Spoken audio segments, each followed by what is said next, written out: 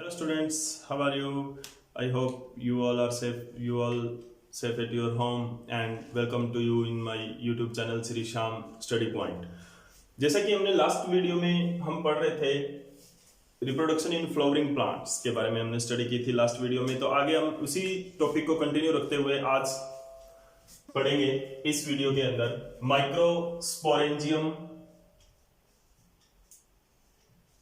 And microsporogenesis. बहुत ही important microsporangium and microsporogenesis बहुत ही important process है। दोनों के दोनों मेल गैमेट की फॉर्मेशन, इनके अंदर हम पढ़ेंगे मेल गैमेट की फॉर्मेशन। तो माइक्रोस्पोरेंजियम एंड माइक्रोस्पोरोजेनेसिस, ओके, ये दो मेन प्रोसेस आज हम पढ़ने वाले हैं इसके अंदर। तो अगर आपने मेरा पिछला वीडियो नहीं देखा है तो इस वीडियो को स्टार्ट करने से पहले प्लीज पिछला वीडियो जरूर देख लें, क्योंकि अगर आप ये समझना चाहते हो तो उसके लिए आपको इसका बेसिक नॉलेज होना जरूरी है। और अगर ये वीडियो अच्छी लगे तो लाइक एंड शेयर जरूर करते रहिए और मेरे चैनल को सब्सक्राइब जरूर करें ताकि आपको लेटेस्ट अपलोड की नोटिफिकेशन आपके पास आती रहे। तो लेट्स स्टार्ट। पहले हम स्टार्ट करेंगे माइक्रोस्पोरेंजियम। तो what is the microsporangium? What does this term mean? क्या होता है माइक्रोस्पोरेंजियम? तो उसके बारे में हम स्टडी करेंगे। पहले पिछले वीडियो में जैसे कि आपने पढ़ा था एंथर के बारे में आपने स्टडी किया था। एंथर के अंदर लोब्स होती हैं। एंथर हैज फोर लोब्स हमारे पास एंथर में होती है। तो इन फोर लोब्स के अंदर क्या होता है? फोर चैम्बर्स बनते हैं। There are four chambers. तो उनकी स्टडी हम करेंगे कि हाउ द एंथर डेवलप, कि एंथर डेवलप किस तरह से हो रहा है, how the anther develop and how the microsporangium is developed। तो एंथर की स्टडी जैसे कि हमने की थी, four lobes and four chambers इसके अंदर हमने पढ़े थे, तो वहीं से मैं शुरुआत करता हूं इसकी आगे एंथर की।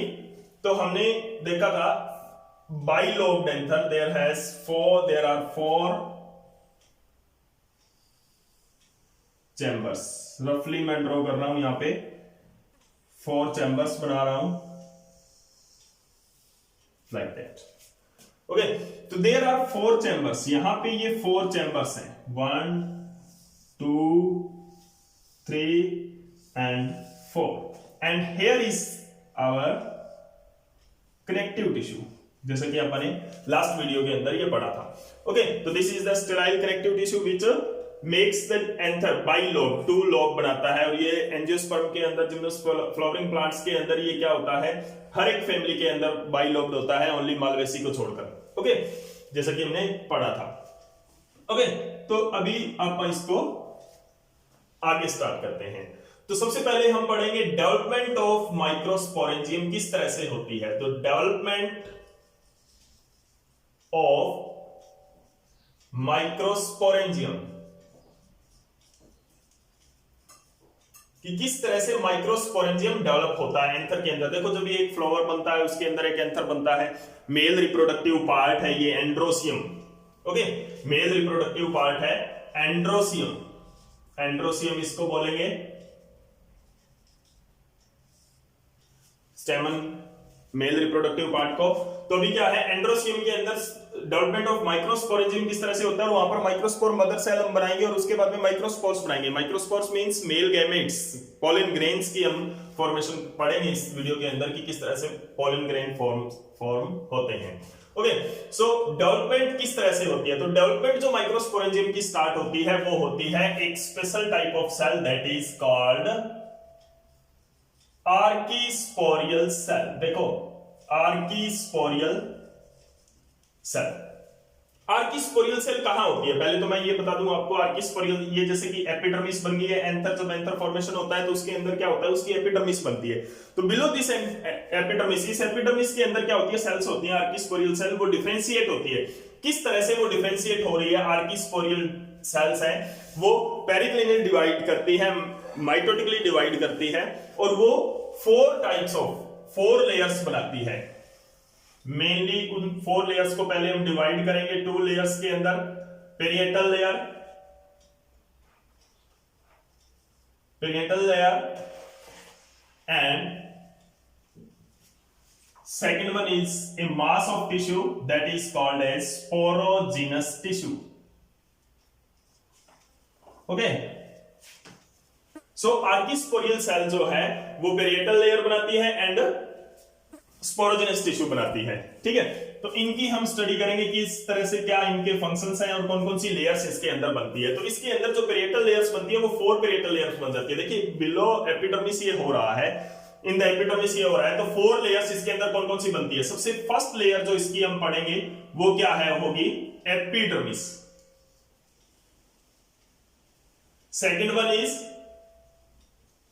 Endothecium, third is middle layer,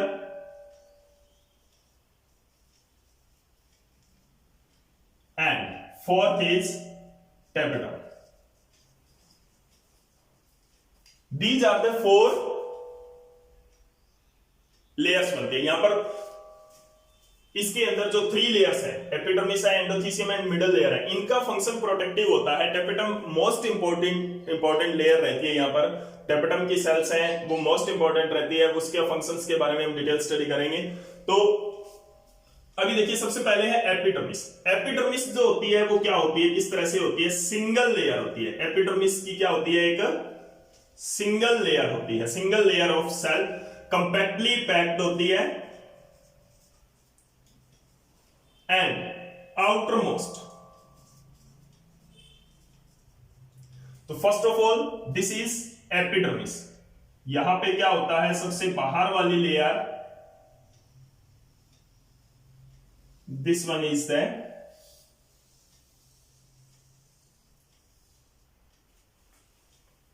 ये एपिडर्मिस रखते हैं आप इसको। सबसे आउटर मोस्ट लेयर है एपिडर्मिस, ओके। उसके बाद में क्या होती है, सिंगल लेयर है, कंपैक्टली पैक्ड सेल की है। इसकी हम डिटेल स्टडी करेंगे तब जब हम माइक्रोस्पोरोजेनेसिस पढ़ेंगे, प्रोसेस पढ़ेंगे, तो आप इसको ड्रॉ करेंगे एक पोर्शन इसका, तो उसके अंदर आपको बहुत अच्छी तरह से समझ में आएगा। अभी इसकी एपिडर्मिस हम बता रहे हैं, ये सिंपली सिंगल लेयर है, कंपैक्टली पैक्ड सेल है और आउटर मोस्ट लेयर होती है। आउटर मोस्ट लेयर जैसे कि आपको दिख रही है, सबसे बाहर वाली लेयर है ये एंथर की, और इसके अंदर जो सेल है वो कंपैक्टली पैक्ड है और आउटर मोस्ट और सिंगल लेयर है। तो वो हम जब इसको ड्रॉ करेंगे तब आपको समझ में आएगा। उसके बाद में क्या होता है, endothecium, the next layer, second layer. This is also made up of single layer, this is also of single layer of cell, compactly packed cells होती है ये भी, एंड रेडियली अरेंज्ड होती है ये, एंड रेडियली अरेंज्ड होती है, radial symmetry की होती है, रेडियली अरेंज्ड होती है। इस तरह से ये सेल्स अरेंज्ड होती है इसके अंदर। एपिडर्मिस की आउटर कवरिंग इस तरह से होती है, उसके बाद में इस तरह से रेडियली अरेंज्ड लेयर होती है, उसको अपन बोलते हैं एंडोथीसियम। उसके बाद में क्या होता है, इसके अंदर एक पिगमेंट होता है, एक सब्सटेंस होता है callus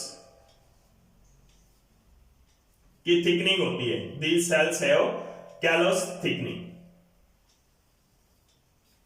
okay.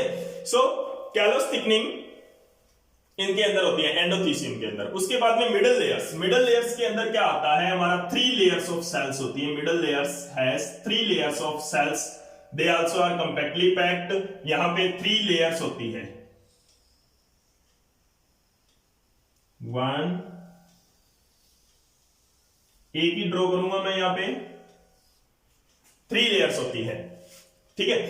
These are the, this is the endothecium, these are the middle layers,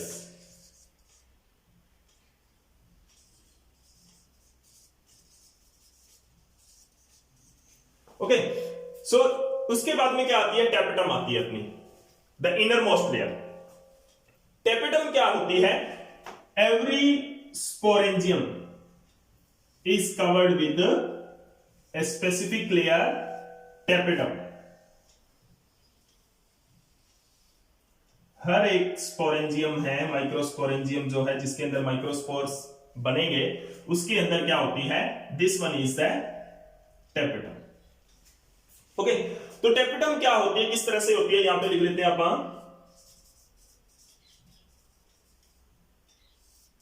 टेपिडम, ठीक है। टेपिटम के अंदर क्या होता है, there are two types of tapetum cells की टू टाइप्स होते हैं, ग्लैंडुलर टेपिटम होती है, ग्लैंडुलर सेल्स होती है और अमीबॉइड सेल्स होती हैं, ठीक है। तो इसके अंदर देखो क्या होती है, single layer, tapetum is also a single layer made up of a single layer which has thick cytoplasm. These are the structural feature of the tapetum cells. Thick cytoplasm, इनका जो cytoplasm है वो काफी thick होता है, काफी dense होता है, and multinucleated. These cells have multinucleated. अभी देखो जो सेल्स है वो सिंगल न्यूक्लियस की हो सकती है और मल्टी न्यूक्लियस की हो सकती है। तो ये जो सेल्स होती है इनके अंदर मोर देन वन न्यूक्लियस होता है, तो these are the multi nucleated cell. Tapetum की सेल्स होती है उनके अंदर जो न्यूक्लियस होता है उनके अंदर एक से ज्यादा न्यूक्लियस होते हैं, और ये न्यूक्लियस फॉर्म किस तरह से होते हैं कि how the cell has multi nuclei, कि जैसे कि आपने सेल डिवीजन के अंदर पढ़ा था कि सेल डिवीजन के अंदर क्या होता है कि एक साइटोकाइनेसिस होता है और कैरियोकाइनेसिस होता है। कैरियोकाइनेसिस में क्या होता है, डिवीजन ऑफ न्यूक्लियस होता है ओनली, एंड साइटोकाइनेसिस के अंदर क्या होता है, डिवीजन ऑफ साइटोप्लाज्म होता है। तो this cell has only undergo only karyokinesis, karyokinesis ही होता है इनके अंदर, साइटोकाइनेसिस नहीं होता है, तो साइटोप्लाज्म नहीं बनता है, ओनली न्यूक्लियस है वो डिवाइड करके मल्टी न्यूक्लिएट सेल बन जाती है। अंडरस्टैंड? तो this is the structural feature of the tapetum. अब हम इसके फंक्शंस के बारे में पढ़ेंगे। तो फंक्शंस ऑफ द टेपिटम, क्या मेन फंक्शंस रहते हैं टेपिटम के, तो उसके लिए क्या है कि फंक्शंस इसके अंदर क्या होता है, सबसे बड़ा सबसे पहला फंक्शंस जो होता है वो क्या होता है, देखो टू टाइप्स ऑफ टेपिटम मैंने आपको बताया, जब मैं फंक्शंस बता दूंगा उसके बाद में मैं आपको उनको डिस्क्राइब करूंगा, आपको समझने में आसानी रहेगी। तो फंक्शंस के अंदर सबसे पहला फंक्शन होता है nutritive function. It provide the nutrition, ये क्या होता है, न्यूट्रिशन प्रोवाइड करती है for developing, nutrition for developing microspores, microspore यानी कि मेल गैमीट और pollen grain, developing microspores. Okay, तो this is the first function और main function of the tapetum. Tapetum का मेन फंक्शन जो न्यूट्रिएटिव है, और एक और फंक्शन है secretion, secretory function. It secrete some enzymes, ये क्या करती है, कुछ एंजाइम्स सेक्रेट करती है, जैसे कि for example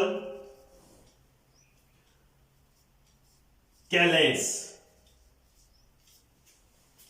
okay, this is the secretory function and nutritive function. ये क्या है, मेन फंक्शन है जो टेपिटम परफॉर्म करती है। कैलेस एंजाइम ये सेक्रेट करती है, जैसे कि हमने पढ़ा था यहां पर कैलोस थिकनिंग होती है, किसके अंदर, एंडोथीसियम की सेल्स के अंदर कैलोस थिकनिंग होती है। उसी तरह से एक थिकनिंग होती है जब आप पढ़ेंगे माइक्रोस्पोर टेट्राड, जब हम पढ़ेंगे यहां पर कि माइक्रोस्पोर बन चुका है, तो यहां पर जो माइक्रोस्पोर है वो 4 सेल्स बन गए, यानी कि 4 पोलन ग्रेन्स इकट्ठे बन रहे हैं, 4 पोलन ग्रेन्स यहां पे इकट्ठे बन रहे हैं। तो उन जो इकट्ठे पोलन ग्रेन्स बन रहे हैं, 4 पोलन ग्रेन्स हैं, उनकी जो ये बाइंड होते हैं वो कैलोस से बाइंड होते हैं। ओके, तो इन पोलन ग्रेन्स को सिंगल करने के लिए, इनको सेपरेट करने के लिए एक डाइजेस्टिव एंजाइम चाहिए जो उस कैलोस को डाइजेस्ट कर सकता है, और वो टेपिटम रिलीज करती है, ताकि जो टेट्राड जो हम पढ़ रहे हैं, जो हम आगे पढ़ेंगे टेट्राड, माइक्रोस्पोर टेट्राड पढ़ेंगे, पोलन ग्रेन जो 4 पोलन ग्रेन्स इकट्ठे बनते हैं, उनको सेपरेट करने के लिए, सिंपल उनको 4 अलग अलग 4 पोलन ग्रेन को सेपरेट करने के लिए कैलेस एंजाइम क्या करता है, इट डिसोल्व, ये कैलेस एंजाइम क्या कर देता है, डिसोल्व कर देता है, it dissolve the callus thickening surround the microspore tetrad in the microspore tetrad or surround the pollen grain. Okay, so this is the second function. Third function इसका क्या रहता है, it produce Hubis body. Hubis bodies produce करता है, ये third function. जो main function है इसका न्यूट्रिएटिव और सेक्रेटरी फंक्शन है। ओके, तो उसके बाद में थर्ड फंक्शन इसका क्या रहता है, इट प्रोड्यूस यूबिस बॉडीज। ओके, तो जो यूबिस बॉडी है उनका क्या काम होता है, they surrounded with, these bodies are surrounded with sporopollenin, a special type of substance, sporopollenin, pollenin. अब स्पोरोपोलेनिन क्या होता है? स्पोरोपोलेनिन होता है वो बहुत ही रेजिस्टेंट कंपाउंड होता है बायोलॉजी के अंदर, मॉलिक्यूलर बायोलॉजी के अंदर बहुत ही मैक्सिमम जो मोस्ट रेजिस्टेंट कंपाउंड है, मॉलिक्यूल है। ओके, तो ये जो स्पोरोपोलेनिन है ये क्या होता है? ये डिसॉल्व नहीं होता, ये ब्रेकडाउन नहीं होता, आसानी से ये नहीं टूट सकता। सबसे ज्यादा मुश्किल से टूटने वाला, डिसॉल्व होने वाला स्पोरोपोलेनिन होता है। और ये स्पोरोपोलेनिन क्या होता है? It is released by यूबिस body, उनके सराउंडिंग में ये होता है। और ये जो पोलन ग्रेन की हम स्ट्रक्चर पढ़ेंगे तो उसके अंदर हम सबसे हार्डेस्ट लेयर पढ़ेंगे उसकी एग्जाइम, तो उसको बनाने में ये यूज होता है यूबिस बॉडी। इसको एग्जाइम स्पोरोपोलेनिन के यूज के लिए आप नेक्स्ट वीडियो जरूर देखें ताकि आपको ये समझ में आएगा यूबिस बॉडी जो स्पोरोपोलेनिन रिलीज कर रहा है वो क्या काम आ रहा है। ठीक है, और साथ के साथ अगर ये वीडियोस अच्छी लग रही है आपको तो लाइक एंड शेयर जरूर करते रहें। तो this is the exine formation के लिए ये चाहिए। उसके बाद में क्या होता है, जो नेक्स्ट फंक्शन है इसका वो है pollen kit, formation of pollen kit. देखो पोलन किट हर एक फ्लावर के अंदर पोलन किट नहीं बनता है। पोलन किट होता क्या है? सबसे पहले तो पोलन किट होता है येलोइश पाउडरी सब्सटेंस बनता है surround the pollen grain, pollen grain के ऊपर पाउडरी सब्सटेंस बनता है, तो उसको अपन क्या बोलते हैं? पोलन किट बोलते हैं। अभी ये पोलन किट है वो जैसे कुछ एक फ्लावर के अंदर होता है, जैसे हिबिस्कस फ्लावर के अंदर, चाइना रोज के अंदर। ओके, तो ये क्या है कि इनके अंदर क्या होता है कि जब भी कोई चीज उसको टच करती है तो वो येलोइश पाउडर उसके ऊपर लग जाता है, टच हो जाता है उसके ऊपर। तो this is the pollen kit. इसका फंक्शन भी अपन पढ़ेंगे पॉलिनेशन में। तो अभी देखो इसके अंदर क्या है कि these are the main functions of the tapetum. Tapetum के बहुत ज्यादा फंक्शंस है एज कंपेयर टू, देखो epidermis, endothecium and middle layer. एक चीज ध्यान रखना, these are the parietal layer, 4 parietal layer है जिसके अंदर जो 3 पेरिएटल लेयर है उनका फंक्शन क्या है? प्रोटेक्शन का फंक्शन रहता है सिर्फ, और इनका कोई फंक्शन नहीं होता, प्रोटेक्शन का फंक्शन रहता है। एक फंक्शन और है इसका, जब हम डाइसेंस ऑफ एंथर पढ़ेंगे तो उसके बारे में उसके अंदर पढ़ेंगे। तो this is that their function are mainly, जो अभी तक हमने पढ़ा उसके हिसाब से इनका फंक्शन क्या है? प्रोटेक्शन करना है। It protect the inner pollen grains, जो पोलन ग्रेन इसके अंदर बन रहे हैं, और इनर टिश्यूज की प्रोटेक्शन का मेन काम इनका होता है। उसके बाद में टेपेटम के दी जाते हैं फंक्शंस ऑफ टेपेटम। उसके बाद में क्या आता है? हमारा स्पोरोजेनस टिश्यू आता है। टेपेटम के बाद में क्या आता है? स्पोरोजेनस टिश्यू आता है, जो आर्किस्पोरियल सेल है उसी से स्पोरोजेनस टिश्यू बनता है। बहुत जगह पे आप पढ़ोगे कि स्पोरोजेनस टिश्यू को सीधा ये बोल दिया कि दी जाता है आर्किस्पोरियल सेल्स। आर्किस्पोरियल सेल, देखो पेरिएटल लेयर भी आर्किस्पोरियल सेल से बन रही है, स्पोरोजेनस टिश्यू भी आर्किस्पोरियल सेल से बन रहा है। ओके, तो अब हम पढ़ेंगे स्पोरोजेनस टिश्यू के बारे में, जो कि आएगा हमारा अपना माइक्रोस्पोरोजेनेसिस के अंदर। तो जो नेक्स्ट प्रोसेस है माइक्रोस्पोरोजेनेसिस है, उसके लिए फॉर्मेशन ऑफ माइक्रोस्पोर। तो ये स्पोरोजेनस टिश्यू, हमने पेरिएटल लेयर के बारे में पढ़ा, अभी हम पढ़ेंगे स्पोरोजेनस टिश्यू के बारे में। तो अभी हम नेक्स्ट प्रोसेस, जो सेकंड प्रोसेस है अपनी माइक्रोस्पोरोजेनेसिस, माइक्रोस्पोरोजेनेसिस के बारे में हम पढ़ेंगे। तो माइक्रोस्पोरोजेनेसिस के अंदर क्या होता है? Formation of microspores. This process is microsporogenesis means formation of microspores. Microspores की फॉर्मेशन, माइक्रोस्पोर्स यानी कि female gamete pollen grains, sorry male gamete pollen grains. Okay, तो माइक्रोस्पोर की फॉर्मेशन किस तरह से होती है वो हम पढ़ेंगे माइक्रोस्पोरोजेनेसिस के अंदर। तो सबसे पहले अभी हम यहाँ पे क्या करते हैं कि इसका इतना पोर्शन मैं यहाँ पे ड्रॉ कर लेता हूं, जैसे कि आपके एनसीईआरटी बुक में दिया हुआ है। इतना पोर्शन यहाँ पे मैं इसका ड्रॉ करूंगा, सिर्फ ऑल लेयर्स का, ताकि आपको अच्छे से समझ में आए। तो सबसे पहले क्या होती है? एपिडर्मिस, उसके बाद में क्या होता है? Endothecium, it has callus thickening. उसके बाद में आता है 3 लेयर्स ऑफ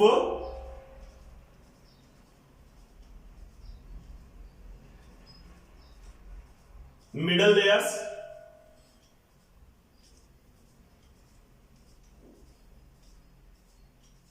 और फिर आता है टेपेटम। टेपेटम जो होती है वो पिरामिड शेप की होती है।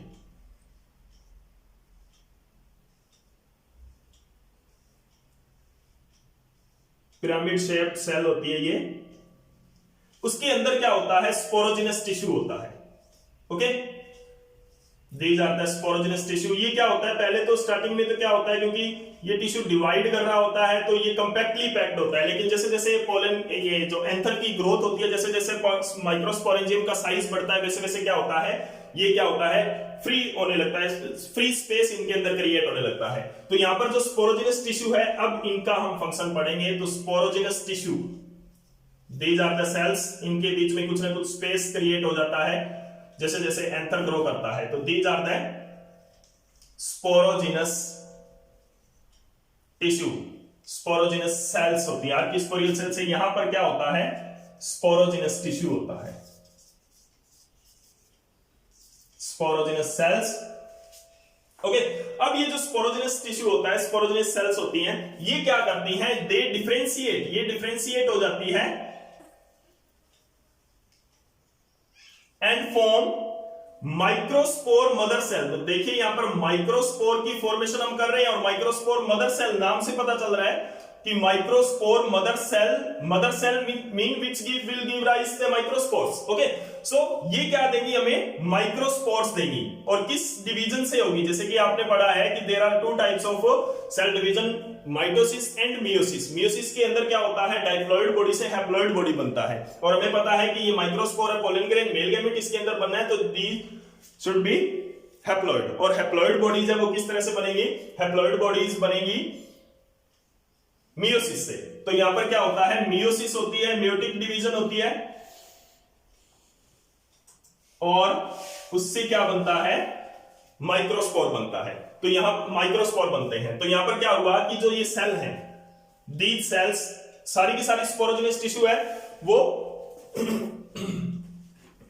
सारी की सारी स्पोरोजिनस टिश्यू है वो माइक्रोस्पोर के अंदर नहीं बनती है, और जो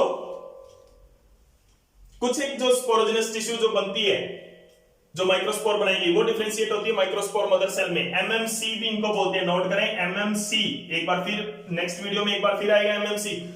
तो यहां पर देखिए एमएमसी माइक्रोस्पोर मदर सेल, ये माइक्रोस्पोर देंगी, ठीक है। तो अभी क्या होता है, यहां पे एक सेल के बारे में हम बात करते हैं, जैसे कि ये सेल के बारे में बात करते हैं। तो ये सेल क्या होता है, मियोटिकली डिवाइड करती है, मियोटिक डिवीजन में जाती है, और क्या बना देती है, 4 सेल्स बना देती है। तो ये जो 4 सेल्स आती हैं, ये 4 सेल्स इकट्ठी होती हैं। These 4 cells are bind together, एक साथ जुड़ी हुई होती है कैलोस से, ठीक है। तो ये क्या बनता है, टेट्राड बनता है, ठीक है। तो इसको बोलते हैं माइक्रोस्पोर टेट्राड। अभी देखो माइक्रोस्पोर टेट्राड हमारे पास आ चुका है। अभी ये पोलन ग्रेन की ये सेल्स है, ये अलग अलग हो जाएंगी, ये हम पढ़ेंगे, ठीक है। तो अभी देखो ये जो टेट्राड बन रहा है, इस टेट्राड को कितने तरह के टेट्राड बन सकते हैं, डिफरेंट शेप्स के बेस पर। 3 सेल ये है, एक इनके पीछे है, ध्यान रखना, एक इनके पीछे है, आइसोबाइलेटरल, लीनियर एंड डेक्यूसेट।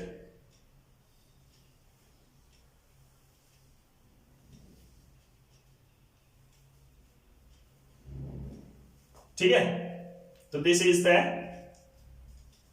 टेट्राहेड्रल स्ट्रक्चर, ये बन रहा है टेट्राड का। यहां पे आइसोबाइलेटरल बन रहा है, और यहां पे लीनियर बन रहा है, और यहां पे डेक्यूसेट स्ट्रक्चर बन रहा है। तो there are 4 types of tetrad, 4 तरह की टेट्राड हो सकती है on the basis of the arrangement of cells की, किस तरह से उसके अंदर सेल्स अरेंजमेंट है। तो this is the tetrad formation. उसके बाद में यहां पर क्या होता है, 4 पोलन ग्रेन्स है वो सेपरेट हो जाते हैं, अलग अलग हो जाते हैं बाय द कैलेज एंजाइम से, जो कि टेपेटम प्रोड्यूस करता है। ओके, तो this is all about, this is form the pollen grains and microsporogenesis complete.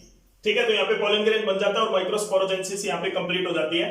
तो अभी क्या है कि ये जो पूरी की पूरी प्रोसेस है ये आपके कंपटीशन एग्जाम के लिए और आपके +2 के एग्जाम के लिए भी बहुत इंपॉर्टेंट रहने वाली है। तो इस वीडियो को प्लीज ध्यान से देखें, और अगर वीडियो अच्छी लगी तो लाइक एंड शेयर जरूर करते रहिए, और ताकि मैं मोटिवेट होकर आपको इससे भी और अच्छी अच्छी वीडियोज है मैं आपको पोस्ट कर सकूं। और please Shri Shyam study point मेरे यूट्यूब चैनल को जरूर सब्सक्राइब करिए ताकि आपको लेटेस्ट अपलोड है वो मिलता रहे।